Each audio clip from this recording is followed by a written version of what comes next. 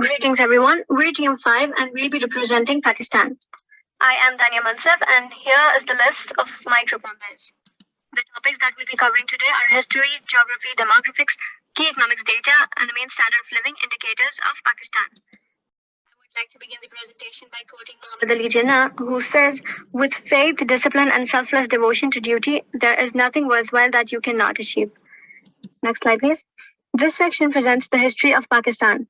Here is the map of Pakistan, which is composed of 4 provinces and 1 federal territory. The provinces of Balochistan, Punjab, Sindh, Khyber Pakhtunkhwa, and the federally administered Islamabad Capital Territory. Pakistan is the 33rd largest country by area. Now the key events. Muhammad Ali Jinnah was a barrister, politician, and the founder of Pakistan. He served as the leader of All Indian Muslim League from 1913 till 1947. The history of the Islamic Republic of Pakistan began on 14th August 1947 when the country became an independent nation in the form of Dominion of Pakistan within the British Commonwealth as the result of Pakistan movement and the partition of India. Around 6.5 million Muslims moved from India to West Pakistan and 4.7 million Hindus and Sikhs moved from West Pakistan to India. It was the largest mass migration in human history. A year after independence, Jinnah died of tuberculosis in 1948 at the age of 71. Moving on, a subsequent dispute over the princely state of Jammu and Kashmir eventually sparked the Indo-Pakistani War of 1947 and 1948. Whereas in 1971, East Pakistan breaks away and declares the independent state of Bangladesh after a 9-month-long civil war. Now, moving on again, we look at Benazir Bhutto, who was a Pakistani politician who served as the 11th and 13th Prime Minister of Pakistan from 1988 to 1990s and then from 1993 to 1996. She was the first woman to head a democratic government in a Muslim-majority country. In 1999, Bhutto enters a self-imposed exile, whereas in 2007, she returns from the exile. Also in 2007, Benazir Bhutto was assassinated. Continuing, in 2001, Pakistan cuts ties with Afghanistan's Taliban government after September 11th attack. In return, sanctions are lifted and government of Musharraf is legitimated by United States. December 13, 2001, a suicide bombing at the Indian Parliament kills 14 people, leading to both Pakistan and India mobilizing their militaries and bringing the nations to the brink of war. In 2003, the first formal ceasefire in 14 years is declared in Kashmir. And then in 2001 to 2006, the Pakistani government fights Al-Qaeda while Osama bin Laden hides in the northern regions of the country. In 2006, Musharraf controversially signs a peace treaty with the Taliban, allowing them autonomy in the country in exchange for not fighting with the Pakistani troops. May 1, 2011, Osama bin Laden is killed by the US Special Forces in Abbottabad, Pakistan, without the knowledge of the Pakistani government. And in 2012, the Taliban attempts to murder 14-year-old Malala Yousafzai, who becomes a major advocate for women's rights and education. And finally, in 2013, Nawaz Sharif's Pakistan Muslim League dominates parliamentary elections, making the first time in Pakistan's history that a civilian government served a full 5 years terms and transferred power. Thank you. That's all from me. Now I'd like to pass it on to the next presenter. Thank you, Dania. Now I would like to continue with my part, which is geography of Pakistan. Pakistan is situated in southern Asia with an area of 881,913 kilometers squared, extending 1,875 kilometers from northeast to southwest, from the range of the Hindu Kush and the Himalaya to the Arabian Sea, and 1,006 kilometers from southeast to northwest. Pakistan is also bordered by 4 countries, which are Iran, Afghanistan, China, and India. And it has a 1,046 kilometer coastline, of which 246 kilometers falling in the Sindh province and 800 kilometers in Balochistan. Pakistan is also divided into 3 major geographic areas, which are the Northern Highlands, the Indus River Plain, and the Balochistan Plateau. The Northern Highlands contain the Karakoram, Hindu Kush, and Pamir mountain range, which contains some of the world's highest peaks, including 5 of the 14 8,000ers, which attract adventurers and mountaineers from all over the world. The Balochistan Plateau is the largest of the 4 provinces at 347,190 kilometers squared of Pakistani territory, which lies in the west and the Thar Desert in the east. The population density is very low due to the mountainous terrain and scarcity of water. The 1,609 kilometers Indus River, and its tributaries flow through the country from the Kashmir region to the Arabian Sea. There is an also expanse of alluvial plains along it in the Punjab and Sindh. Next slide, please. The map above shows Pakistan and surrounding countries with international borders. The national capital, Islamabad, province capital, major cities, main roads, railroads, and major airports. The federal capital is Islamabad. The city is home to the Parliament House, which houses to the National Assembly of Pakistan. There are also about 80 foreign diplomatic missions located in Islamabad. Main port, largest city, and economic hub is placed in Karachi. Karachi was the capital of Pakistan from 1947 to 1959 before being replaced by Rawalpindi and later by Islamabad. And the second city is Lahore, According to the Nation's Online Project 2021, other major Pakistani cities are Faisalabad, Rawalpindi, Multan, and etc. Next slide, please. Transport in Pakistan. In Pakistan, the transport system broadly consists of roads, railways, air transport, ports, and shipping services. There are also a few taxi companies which operate in many of Pakistan's larger cities, especially for traveling from airports to the city centers. The country consists of 62 airports with 12 international airports, 11,181 kilometers of railway track, and 12,131 kilometers of roadways. During the 1990s, Pakistan began an ongoing project to rebuild all the national highways throughout the country, specifically to important financial, cargo, and textile centers. The National Highway Authority, or NHA, is responsible for the maintenance of all national highways in Pakistan. Next slide, please. With 1,046 kilometers of coastline along the Arabian Sea, Pakistan are having several big and small ports in its coastal region. The Gwadar port is one of the deepest seaport in the world and holds great importance because of its strategic location. And the Karachi port is the busiest port of Pakistan, and it is also considered as the economic hub of Pakistan. Next slide, please. So I will continue with the topography. The topography of Pakistan is divided into 7 geographic areas, which are the Northern Highlands, the Indus River Plain, the desert areas, the Potohar Plateau, Balochistan Plateau, South Range, and the Sistan Basin. More than 2/3 of Pakistan is arid or semi-arid. The west is dominated by the Balochistan Plateau, consisting of arid plains and ridges. Rivers, streams, and lakes exist only seasonally. The arid south ends at the rock-marked coast and rises to the east into a series of rock-strewn range. The Kirta, and to the north, extends to the Indus Plains. A semi-watered plateau surrounds Rawalpindi, bounded to the south by the South Range. Next slide, please. The 5 rivers of Pakistan are Jhelum, Chenab, Ravi, Sutlej, and Indus. The Indus River is the most important river in Southern Asia, and it is also shared between 3 countries, which are Pakistan, India, and China. The river runs for about 3,199 kilometers long. This is a list of rivers wholly or partly in Pakistan, organized geographically by river basin from west to east. The longest and the largest river in Pakistan is the Indus River. Around 2/3 of water supplied for irrigation and in homes come from the Indus and its associated rivers. Next slide, please. Not to forget that Pakistan has 4 seasons: a cool, dry winter from December through February, a hot, dry spring from March through May, the summer rainy season or southwest monsoon period from June through September, and the retreating monsoon period of October and November. The onset and duration of this season vary somewhat according to the locations. Pakistan lies in the temperate zone. So basically, the climate is generally arid, characterized by hot summers and cool or cold winters, and wide variations between extremes of temperature at given location. There is also a little rainfall in Pakistan countries. In Pakistan, the highland climate refers to the climate of high altitude areas such as the northern, northwestern, western, and western highlands. Lowland climate includes the climate of the Indus Plain in the Punjab and Sindh.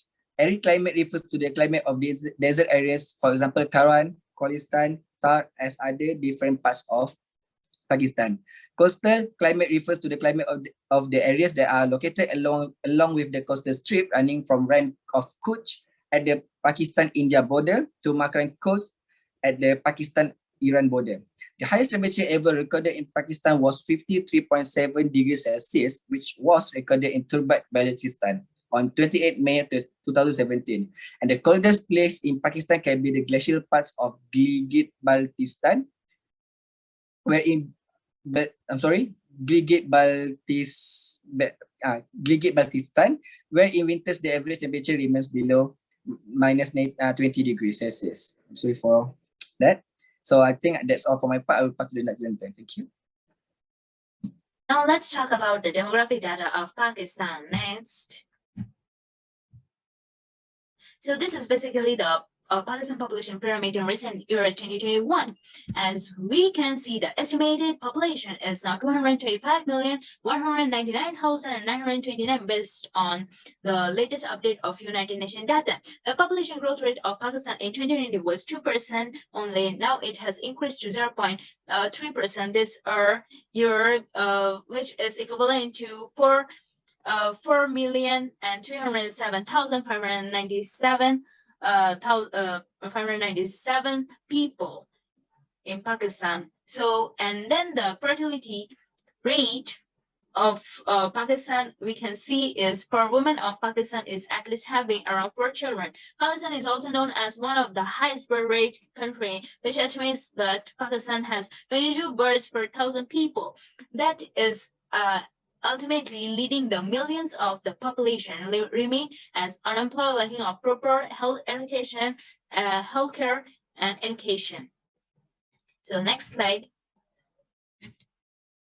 So now we look at the density population in Pakistan. So it has been stated that the population, Pakistan population is equivalent to 2.83% of total world population. The total land area and of Pakistan is 770,880 square kilometer, and only 287% are living in per square kilometer in Pakistan. In 2020, it has been noticed that only 35.1% of the total population in Pakistan is living in urban area, where the rest of the population people are living in the rural areas. And then the Punjab, the pink color, the red color marked areas are known as the Punjab areas, and they are the most densely populated in Pakistan, which is nearly 535.74 people are living in Pakistan in per square kilometer. On the other hand, the light pink color areas are known as the Balochistan. So they are the most lowest densely populated and around only 35.55 people living per square kilometer in Balochistan.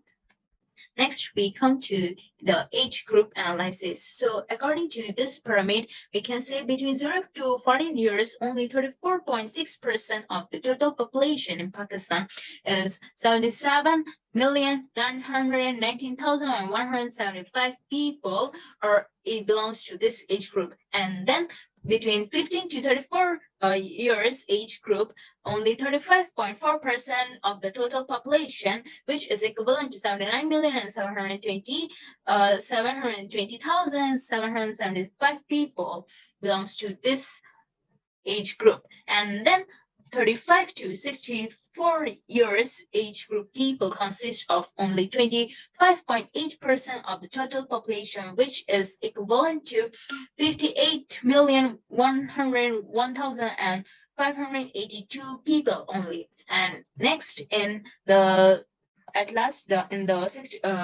age group of 65 and above, only 4.35% of the total population consists, which is equal to 9,796,197 people. Next, and according to the pyramid, here we can see that the total number of male and total number of female. So here, the total male population consists 51.2% of the total population, which is 115,302,363 people are considered as male, and the female portion is only 48.2%, which is equivalent to 109,897,566 people. So here we can see that the male population is much greater than the female population in Pakistan. Next, we come to the ethnic group and also language and also the religion. So here, the major population consists of the Punjabis, which is 44.7%, and then the minority population consists of Pashtuns and Shindis, which are equally which are both 15.4% of the population, and Saraikis and Muhajirs has a very little difference between them, and those are 8.4% and 7.6% respectively. And the rest is Balochis is 3.6% and others is 6.3. Balochis is 3.6% and others are 6.3% respectively. And the main language is Urdu. It's considered as the national language of Pakistan. And then the Punjabi is almost the population speaks also in the Punjabi. It's also a state language of Punjab. And then thirdly, the language the official language is known as English. And then we come to religion, and we see that around 96.4% of the total population comprised of Muslims, and the rest is 3.6% belongs to other religion. So that's all from me. Thank you, everyone.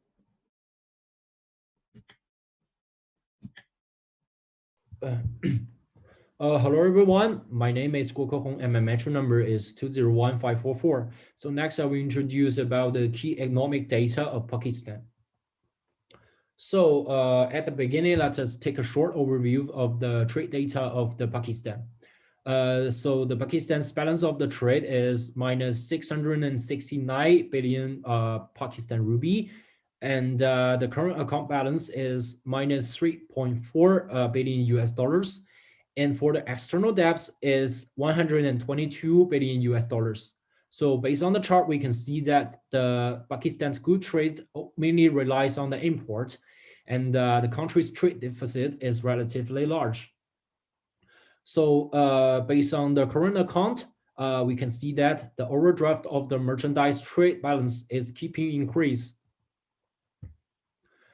Okay, so for the key economic data, so Pakistan mainly using the Pakistani rupee as their currency, and the exchange rate of the Pakistan rupee is 1 Malaysian ringgit equals to 42 Pakistan rupee, and 1 US dollar equals to 175 Pakistan rupee. So Pakistan is the 25th largest economy in the world out of 187 countries based on the 2019 PPP of the World Bank data. So refer to the chart at the left, Pakistan has the steady economic growth in recent years, but it has slowed down in 2019 to 2020 due to the impacts of the COVID-19 and other reasons.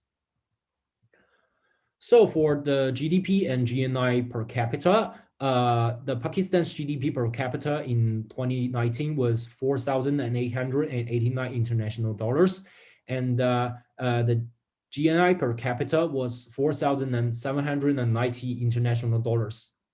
So both the per capita statistics show steady growth from 2010 to 2019. And the growth rate was very flat between 2012 and 2018, but the growth rate was slowed down between 2015 and 2016, but resumed at a steady growth rate after 2016.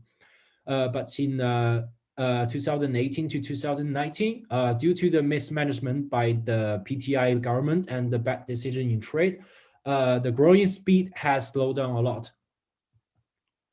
So for the average household income level, the average annual household income in Pakistan nearly doubled in total from 2006 to 2019, which reaching an all-time high of 727 US dollar in 2018, but suddenly falling to 587 US dollars in 2019. So compared to the Malaysia's average annual household income in 2019, which is 5,761 US dollars, Pakistan has a lower level of average household income. Okay, so for the Gini part, the Gini is basically an index that measures the differences in people's income, with higher value indicating a greater gap between the rich and poor. So Pakistan's Gini index has averaged 31.42% over the last 20 years, which making it a country with a relatively even distribution of income. And in 2018, the Gini is 31.6%, which is close to the average. Over this period, the Gini index reached its highest in 2005 at 32.7%, and suddenly dropped into 29.8% in 2010. So continue with the Gini. We rank the Gini index from largest to smallest based on the World Factbook by CIA. It shows that the Pakistan ranks 137th out of 174 countries, with smaller gaps between rich and poor than most of the countries. As we consult on the chart, the USA value at the 41.1% at 2016 estimate, and the nearby country, which is India, have a value of 35.7%, and which ranked in 98. So compared to the Malaysia, Pakistan has a lower index in the 2015 forecast, which indicating that Malaysia has more high-income individual than Pakistan. Okay, so that's all for my part. I'll pass to the next presenter. Thank you very much. Hello everyone, my name is Dong Wan Yi, my train number is 201378. So today I'm going to talk about the main standard of living indicators of Pakistan. First, let's move on to the percentage of household with access to tap water. So from the data, it shows that people using the tap water has been decreased by 0.5% from 2015 to 2018, and suddenly increased by 0.2% from 2018 to 2020. Next, I'm going to talk about household with access to electricity. So here has two graphics. First one is the detailed data from 2012 to 2019. Second graphic shows the approximately trend from 1998 to 2018. Now let's focus on second graphic. It shows household with electricity decreased from 1998 to 1999 and rise up from 1999 to 2016. Then suddenly decreased by 1% from 1916 to 1917 and increased by 2.63% from 2017 to 2018 and still rise up by 1% from 2018 to 2019. Okay, next slide, please. Next is percentage of household with access to clean water. It shows about 33% of the whole population of Pakistan has access of safe drinking water. The remaining 67% of population is forced to use unsafe drinking water due to the scarcity of safe and healthy drinking water sources. Okay, next slide, please. Next, let's move on to the number of hospital beds. From the graphic, it shows number of hospital beds has maintained 0.6% from 2013 to 2015 and increased by 0.03% from 2015 to 2016 and keep maintaining from 2016 to 2017. Okay, next slide, please. Next, let's talk about the number of doctors. From the graphic, it shows the number of doctors increasing from 2013 to 2017, and the lowest point is 0.88%. The highest point is 1%. Next slide, please. Next, let's talk about the number of nurse and midwives. It shows it's being decreased by 0.041% from 2013 to 2016 and increased by 0.112% from 2016 to 2017. Last but not least, let's move on to the percentage of individuals of using the internet. From the graphic, it shows it always been increasing from 2013 to 2017. The lowest point is 9% and the highest point is 13.78%. That's all from our group. Thanks for your listening.